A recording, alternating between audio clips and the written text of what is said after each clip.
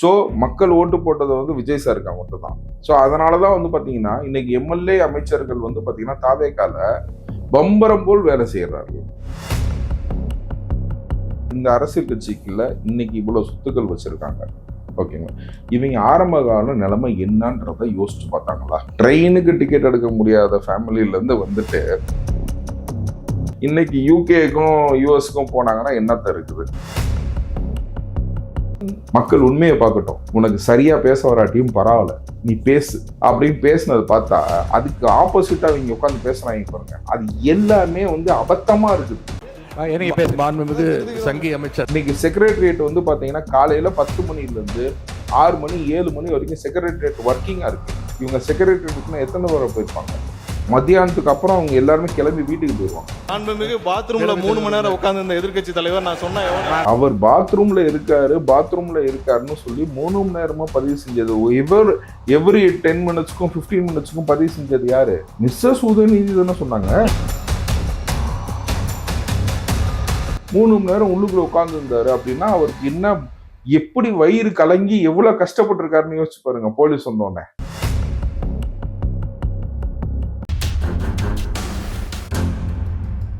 Credit card over டியூவா, multiple EMI ஸ்ட்ரெஸ்ஸா?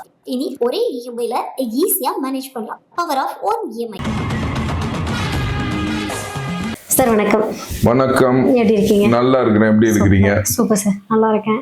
சரி, ஒரு வழியா 3 மாசம் கழிச்சு திமுகவுக்கு முக்தி கிடைச்சிருச்சா அப்படின்னு தான் எனக்கு கேட்க தோணுது.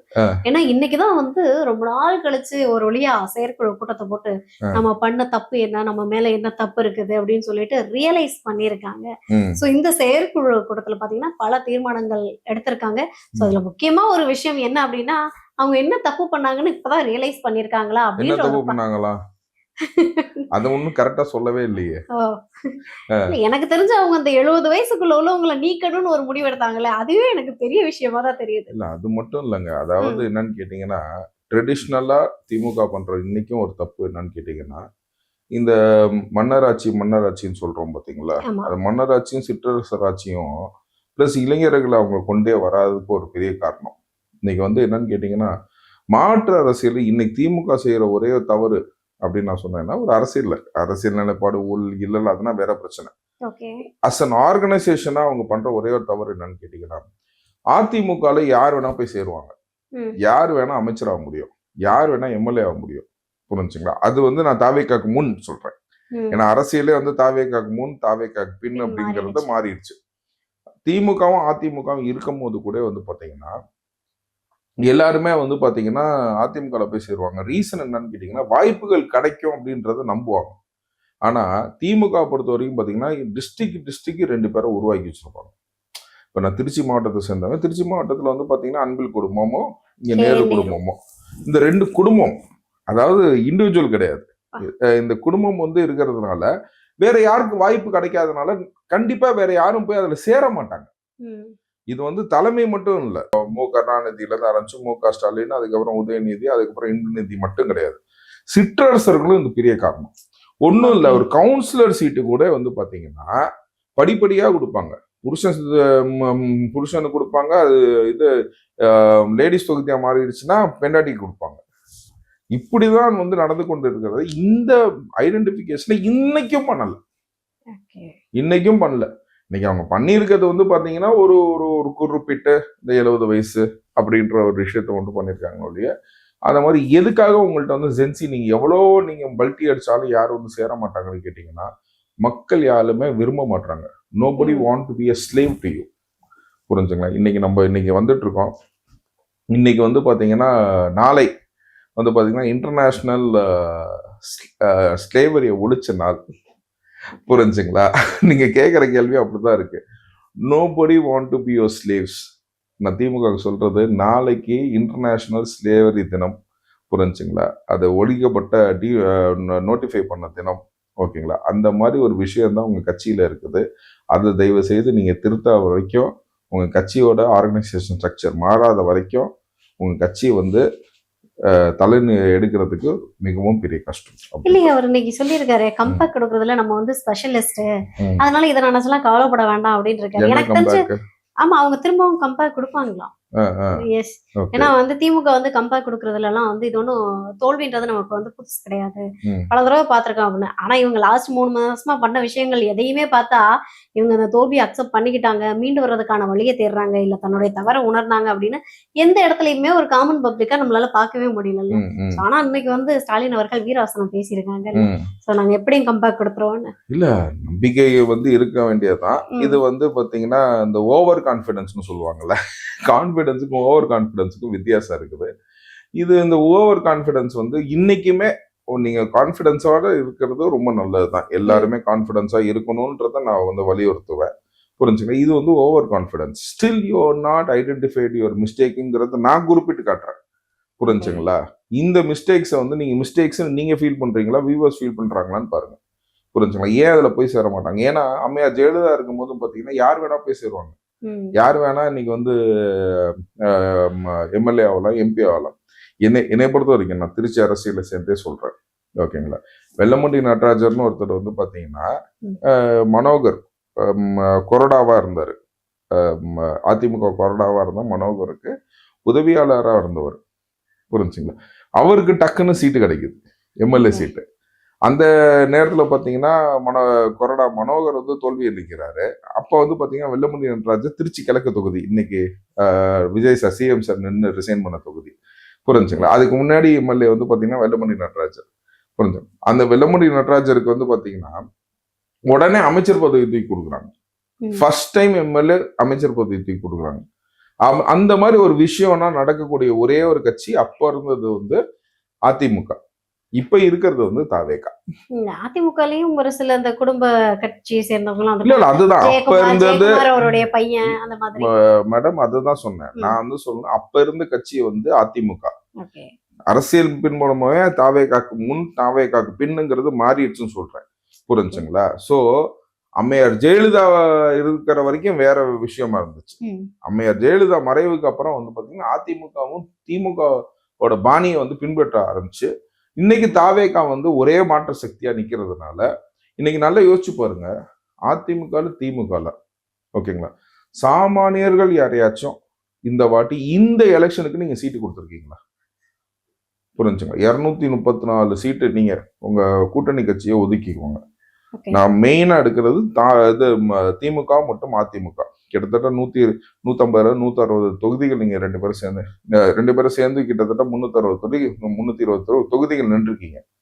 இந்த 320 பேரும் வந்து பாத்தீங்கன்னா ஓட்டுக்கு காசு கொடுக்கிறவர்களாக இருக்க வேண்டும். ஒரு ஓட்டுக்கு மினிமமா இன்னைக்கு பாத்தீங்கன்னா 2000 ரூபாய் வாங்கினாங்க. ஒரு சராசரியாக ஒரு தொகுதியோட ஓட்டு எண்ணிக்கை எவ்வளவுங்க? 2.5 லட்சம் பேர். 2.5 லட்சம் இன்ட்டு 2000 போட்டீங்கன்னா 50 கோடி ரூபாய் செலவு பண்ண தகுதி இருக்கிறவர்களுக்கு மட்டும்தான் இன்னைக்கு சீட்டே கொடுத்துருக்காங்க. புரிஞ்சுங்களா? நீங்க அந்த மாதிரி ஒரு விஷயத்த நீங்க வந்து தாவேகால நீங்க சொல்ல முடியுமா? தாவேகால இன்னைக்கு வந்து பாத்தீங்கன்னா அமைச்சர் ஆனந்த் வந்து ரொம்ப கிளியரா சொல்றாங்க, எல்லாருமே 3 லட்சமோ 5 லட்சமோ தான் செலவு பண்ணிருக்கீங்க. நான் என் தொகுதிக்கு 4 நாள் தான் போய் ஓட்டு கேட்டேன். யாரும் நமக்காக ஓட்டு போடல. எல்லாரும் போட்ட ஒரே ஓட்டு யாருக்காக போட்டிருக்காங்கன்னா நம்மளோட வெற்றி தலைவர் தளபதி விஜய்க்கு மட்டும்தான் போட்டிருக்காங்க, இன்றைய சிஎம் அப்படிங்கறத ரொம்ப கன்ஃபைன்டா சொல்றாங்க. ஸோ மக்கள் ஓட்டு போட்டது வந்து விஜய் சாருக்கா மட்டும்தான். ஸோ அதனாலதான் வந்து பாத்தீங்கன்னா இன்னைக்கு எம்எல்ஏ அமைச்சர்கள் வந்து பாத்தீங்கன்னா தாவேகால பம்பரம் போல் வேலை செய்யறார்கள்.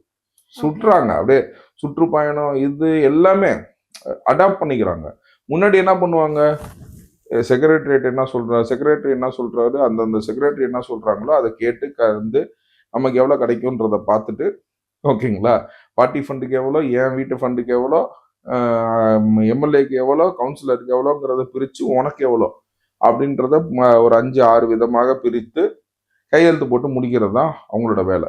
இன்னைக்கு வந்து they are identifying where is the leakage, எங்க கண்டுபிடிக்கிறது, எங்க வந்து இந்த பணம்லாம் போகுது, மக்கள் பணம் ஏன் இங்க போறது முடியுது.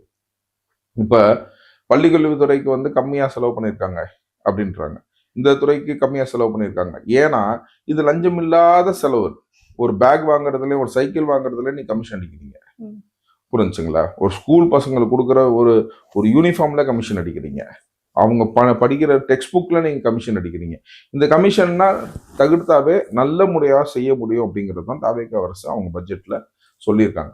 ஸோ இந்த மாதிரி மாற்றங்கள்லாம் நீங்க நல்லா முன்னெடுத்தணும். நல்லா யோசிச்சு பாருங்க. ஒரு இந்த இந்த அரசியல் கட்சிக்குள்ள இன்னைக்கு இவ்வளவு சொத்துக்கள் வச்சிருக்காங்க. ஓகேங்களா? இவங்க ஆரம்ப கால நிலைமை என்னன்றத யோசிச்சு பார்த்தாங்களா? ட்ரெயினுக்கு டிக்கெட் எடுக்க முடியாத ஃபேமிலியில இருந்து வந்துட்டு, ஓகேங்களா, இன்னைக்கு யூகேக்கும் யூஎஸ்க்கும் போனாங்கன்னா என்னத்த இருக்குது? புரியுது? என்ன இல்லை, உண்மையிலே நான் வந்து என்ன சொல்றேன்னு கேட்டீங்கன்னா, அவங்க போட்ட அஃபிடவிட்டையும் அவங்க அவங்க நடந்துக்கிற முறையும் தான் நான் சொல்றேன். புரிஞ்சுங்களா? அவர் போட்ட அஃபிடவிட்டுக்கு நான் இன்னுமே நான் சொல்றது என்னன்னு கேட்டீங்கன்னா, நான் 2021 நான் என் அஃபிடவிட்டை போட்டிருக்கேன். நான் எலெக்ஷன் அனுப்பினேன். அப்ப என்னோட சொத்து மதிப்பு ஓகே முன்னாள் முதல்வர் ஸ்டாலினோட ஜாஸ்தியா இருந்துச்சு. ஓகேங்களா? என்னால வந்து கோடையில போயிட்டு ஒரு 5 ஸ்டார் ரெசார்ட்ல தங்கவும் முடியல. அது முடிச்சு வெளியில வந்தோடனே டக்குன்னு டிக்கெட் போட்டு யூகேக்கும் போக முடியல. ஏன்னா நான் வருஷம் வந்து பாத்தீங்கன்னா வெளியூர் பயணம் பண்றவன், வெளிநாடு பயணம் பண்றவன். புரிஞ்சுங்களா? இந்த வருஷம் வந்து பாத்தீங்கன்னா டிக்கெட் செலவு வந்து பாத்தீங்கன்னா 2.5 லட்சங்க. ஏன்னா அந்த ஆயில் பிரைஸ், அந்த ஈரான் வார் போனதுனால நீங்க துபாய் வழியா எந்த ஃபிளைட்டுமே போல, சிங்கப்பூர் மலேசியா வழியா தான் நிறைய டிரான்சிட் போச்சு. அதனால வந்து பாத்தீங்கன்னா சுத்தி போறதுனால பாத்தீங்கன்னா டிக்கெட் எக்ஸ்பென்சஸ், டிக்கெட் விலையே வந்து பாத்தீங்கன்னா 2.5 இருந்து 5 லட்சம் வரைக்கும் நமக்கு வந்து ஆச்சு. அப்படிங்கும் போது இவ்வளோண்டு காசை வச்சுக்கிட்டு நீங்க எப்படி சார் இவ்வளவு போயிட்டு சுத்திட்டு வந்தீங்க? இதுனா வந்து மக்கள் இன்னைக்கு தக்க தெளிவா கேட்கறாங்க. தாவேக அரசு ஒண்ணுதான் மேடம், ஸ்ட்ரைட்டா நீங்க ஒண்ணு தான் சொல்லணும், நேர்நிலை. ஓகேங்களா? இன்னைக்கு வந்து பாத்தீங்கன்னா எவ்வளவு சேலஞ்சிங்கா இருந்தா நம்ம எம்எல்ஏ பேசுவாங்களா, நம்ம அமைச்சருக்கு பேச வருமா? ஓகேங்களா? இதெல்லாம் வந்து ஒரு ஒரு பாரம்பரியமா நான் ஒரு விஷயத்தை எடுத்தேன். டக்குன்னு வந்து லைவ் போடுறாங்களே, சரியா எம்எல்ஏ பேசலன்னா என்ன ஆகும், சரியா அமைச்சர் பேசலன்னா என்ன ஆகும் அப்படின்னு அதெல்லாம் யோசிக்கல. உண்மையை பேச தெரியுமா உனக்கு? பேசு. மக்கள் உண்மையை பார்க்கட்டும். உனக்கு சரியா பேச வராட்டியும் பரவாயில்ல, நீ பேசு அப்படின்னு பேசினது பார்த்தா அதுக்கு ஆப்போசிட்டா அவங்க உட்காந்து பேசுறாங்க பாருங்க. அது எல்லாமே வந்து அபத்தமா இருக்குது. நீங்க மக்கள் எவ்வளவு பாராட்டுறாங்க. உங்களால உட்காந்து நீங்க என்ன பழம் நின்று கொட்டா போட்டவங்கிறீங்க. ஓகே, ஆனா அங்க பதில் சொல்ல கூட உங்களால முடியலையே. ஒரு கேள்விக்கும் உனக்கு பதில் சொல்ல முடியல. இன்னைக்கு இன்னைக்கு சட்டசபை சூப்பரா நடக்குது. புரிஞ்சுங்களா? இன்னைக்கு சபாநாயகர் போட்ட ஆர்டர் இன்னைக்கு வரைக்கும் நேத்து வந்து ஹைகோர்ட்ல டிசைட் பண்ணிட்டாங்க. ஓகே, அவர் டிஸ்குவாலிஃபிகேஷன் பண்ணாதது கரெக்டா இல்லையானு, அவர் பண்ணாதது கரெக்ட் அப்படின்னு சொல்லிட்டு சபாநாயகர் செய்தது கரெக்ட்னு சொல்லி ஹைகோர்ட் டிக்ளேர் கூட பண்ணிடுச்சு. புரிஞ்சுக்கலாம்? இந்த மாதிரி ஒரு விஷயத்தையுமே வந்து பாத்தீங்கன்னா நிதானமாகவும் எப்படி வந்து செய்யணும் கஷ்டப்படுறாங்க. They are learning, they are not just taking the words of the secretary. புரிஞ்சுக்கலாம்? எக்ஸிக்யூட்டிவ்ஸ் கொடுக்கறது அப்படியே அவங்க எடுத்துக்கிறது இல்லை, அதை ஆய்வு பண்றாங்க, அதுக்காக படிக்கிறாங்க.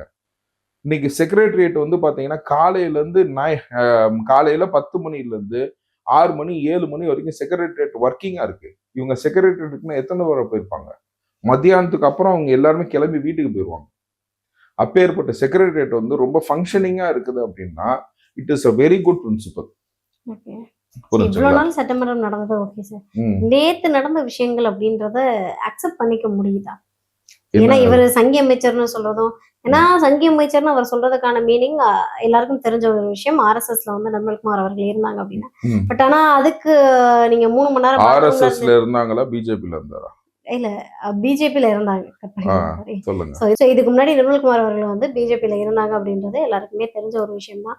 சோ இவர் வந்து சட்டமன்றத்துல சங்கி அமைச்சர் அப்படின்னு சொல்லிட்டு இல்ல கட் பண்ணிக்கோங்க அப்படின்றாரு. இவர் வச்ச விமர்சனத்துக்கு பதிலுக்கு அமைச்சர் நிர்மல்குமார் அவர்கள் வச்ச விமர்சனம் ஏற்புடையதா? முதல்ல இல்ல, அவர் சொன்னதுல என்ன தப்புன்னு கேக்குறேன். 3 மணி நேரம் பாத்ரூம்ல இருக்கிற ஒரு மனுஷன் ஒரு எதிர்கட்சி தலைவரை பார்த்து கேட்கறதுன்றது நாகரிகமான வார்த்தை. அது சட்டமன்றத்துல போய் இந்த மாதிரி வார்த்தைகளை பயன்படுத்தலாமான்ற ஒரு கேள்வி இருக்கு. நான் ஒண்ணு சொல்றேன். ஓகே, சங்கி நாகரிகமான சொல்லுங்க. சொல்லுங்க. பரிவார் இயக்கத்தோடைய சொல்றக்கூடிய ஒரு சங்கி நாகரிகமான சொல்லா இல்லையே சார், பாஜக உள்ளவங்க சொல்றாங்களே அது சங் பரிவார் இயக்கத்தை சங்கின்னு சொல்லுவாங்க. இதுல என்ன தப்பு? இதுல என்ன அமைச்சர் நிர்மல்குமார் அவர்களுக்கு கௌரவம் வந்துச்சு? நேத்து பாஜக சேர்ந்த ஒருத்தவங்க சரி, இன்னைக்கு வீடு கட்டுறீங்க, பாத்ரூம் இல்லாம வீடு கட்டிடுவீங்களா? அதே மாதிரி அதுவும் நீங்க எப்படி நீங்க சொல்றீங்களோ, கேட்கறவனுக்கு கேள்வி கிடையாதுங்க, கேட்கறவனுக்கு தான் கேள்வி. கேள்விக்கு அர்த்தம் கிடையாது, கேட்கறவனுக்கு தான் பதில். நல்லா புரியுதுங்க உங்களுக்கு? கேள்வியை வந்து நீங்க என்கிட்ட கேட்கறதுக்கும், ஓகேங்களா, எனக்கு எனக்கு என்னோட ஆப்போசிட்டா இருக்கிறவங்க கேட்கறதுக்கும் ஒரு வித்தியாசம் இருக்குது. நீங்க கேட்கும் போது உங்களுக்கு ஒரு மாதிரி பதில் சொல்லுவேன். இப்ப பதில் வந்து 2 விதமா வரும். ஓகேங்களா? நீங்க கேட்டீங்கன்னா பதில் வந்து இன்னைக்கு வந்து கொஸ்டினுக்கு ஆன்சர் கிடையாது, கேட்கிறவனுக்கு தான் பதில். புரிஞ்சுங்களா? சங்கி அமைச்சர்னு சொல்லும் போது பாத்ரூம் எதிர்கட்சி தலைவர்னு சொல்றதுல எனக்கு எந்த விதமான தவறுமே இல்லை. இதை பதிவு செஞ்சது யாருன்னு கேட்டீங்கன்னா மிஸ்ஸஸ் உதயநிதி தான். புரிஞ்சுங்களா? நம்ம யாருமே பதிவு செய்யல.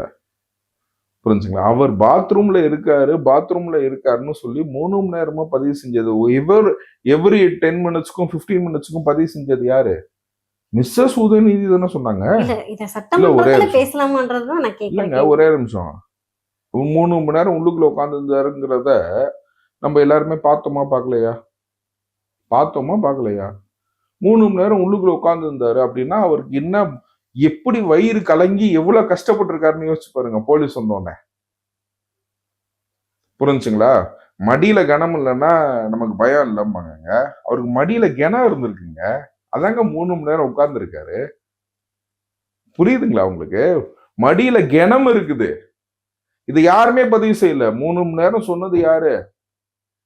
இன்னைக்கு அமைச்சர் நிர்மல்குமார் சொல்றாரா 3 மணி நேரம்னு? அவங்க மனைவி பதிவு செஞ்சாங்கங்க. 10 நிமிஷம், இன்னொரு 10 நிமிஷத்துல வந்துருவாரு.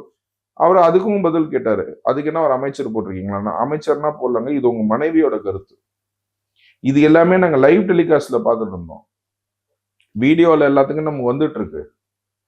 புரிஞ்சுங்களா? நாங்களும் பார்த்துட்டு இருந்தோம், நீங்களும் பார்த்துட்டு இருந்திருப்பீங்க. அவங்க மனைவி தான் சொன்னாங்க அவர் பாத்ரூம்ல இருக்காருன்னு. வேற என்ன சொன்னாங்க? சொன்னதுதாங்க சொல்றாங்க. உங்க மனைவி சொல்லல, நீங்க மனைவி சொன்னது பொய்ன்னு சொல்லுங்க. இல்லைன்னா நான் உள்ளுக்குள்ள படுத்து தூங்கிட்டு இருந்தேன், என் மனைவி பொய் சொன்னாங்கன்னு சொல்லுங்க. இதை நீங்க எப்படி நீங்க வந்து இது பண்ண போறீங்க? Can you justify this 3 hours? உங்க வீட்டுக்கு போலீஸ் வராங்க, ஓகேங்களா? இதே பதில வந்து வெளியில இருக்கிற உங்க கணவர் சொன்னாலோ, உங்க அண்ணன் தம்பி சொன்னாவோ, உங்க அப்பா சொன்னாவோ ஒத்துக்குவாங்களா? புரிஞ்சுங்களா? ஆனா உதயநிதிக்கு மட்டும் ஒரு எக்ஸம்ஷனா இருக்குது. இதை நான் உண்மையிலே நான் சொல்றேன். போலீஸ் அன்னைக்கு டீல் பண்ண விதம் வந்து ரொம்ப சாஃப்டா பண்ணிருக்காங்க. 3 மணி நேரங்க. 3 மணி நேரம் மடியில கனம் இருக்குது.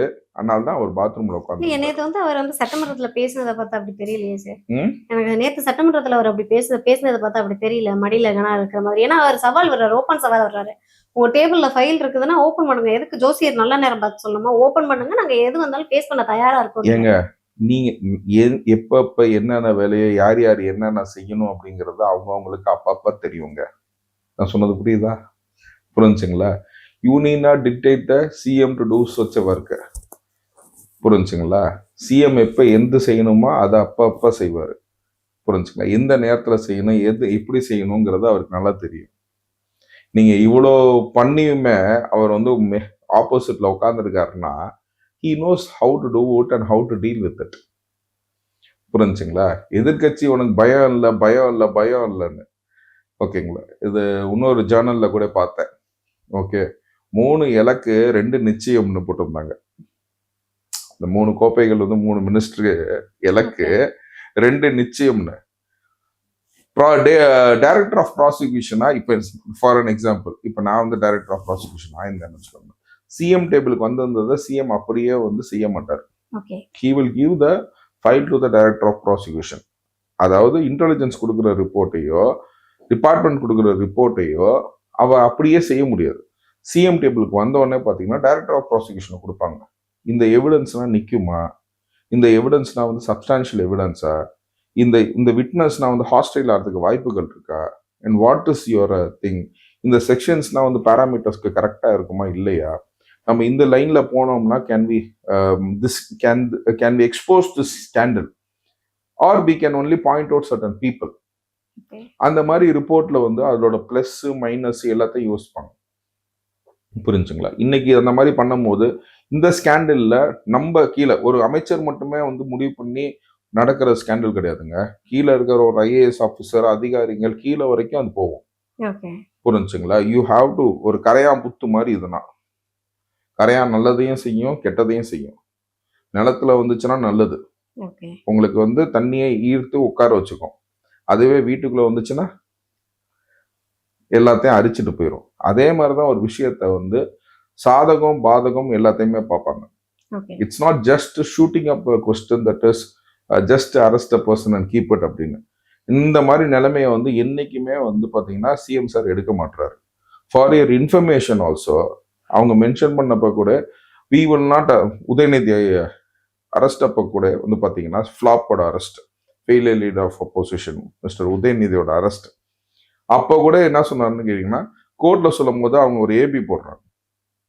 அந்த ஏபில வந்து என்ன சொல்றாங்க, we will not take any corrosive stepsங்கிறாங்க.